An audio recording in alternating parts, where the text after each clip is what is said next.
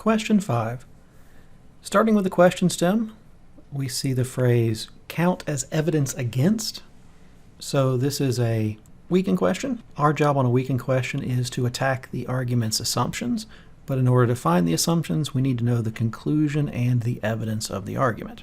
This argument is a causal argument trying to establish that the warming that's happened over the last century is the result of the buildup of minor gases in the atmosphere. The evidence for this takes two forms. The first is just the setup that establishes that there has been warming over the last century, and the last, a bit of information that tells us how they think that the gases are responsible for the warming. The gases are blocking the outward flow of heat from the planet. There are two major assumptions here. They're assumptions that we see on pretty much every causal argument. That is, every argument where you're trying to prove that something caused something else requires the assumption that first, nothing else caused that thing that you're saying got caused, so nothing else caused the warming. And it also requires believing that there's nothing physically or temporally standing in the way of the thing that you're saying is the cause bringing about the effect. So here, there's nothing standing in the way of the gases causing the warming. So we're going to go to the answer choices looking for something that will attack one of those assumptions. Answer choice A gives us some information about some of the gases.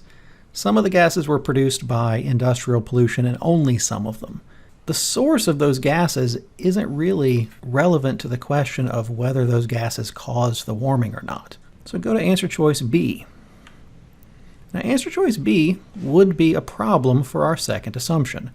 If most of the warming occurred before 1940 and most of the buildup of minor gases occurred after 1940, well, then it's very unlikely that the gases caused the warming. Essentially, there is something standing in the way of the gases causing the warming.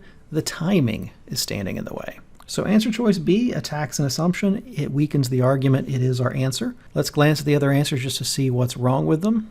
Answer choice C would be great if they established that the solar radiation had been substantially higher over the last century. If there was a lot more solar radiation, that could explain where the warming was coming from. But this answer just says that over the last century, certain years had more solar radiation than others. Answer choice D, well, it tells us that there are some particles that come from volcanoes and other places that can reflect the sun's radiation back into space, which would really counteract the warming. It wouldn't help us explain where the warming came from. So D is not our answer. And E, it tells us that the accumulation of minor gases has been greater over the last century than any other time in Earth's history, which would actually strengthen the argument. It would provide some evidence that it is the gases because, hey, they weren't around before the warming started. They coincided with it. So, answer choice B is our answer.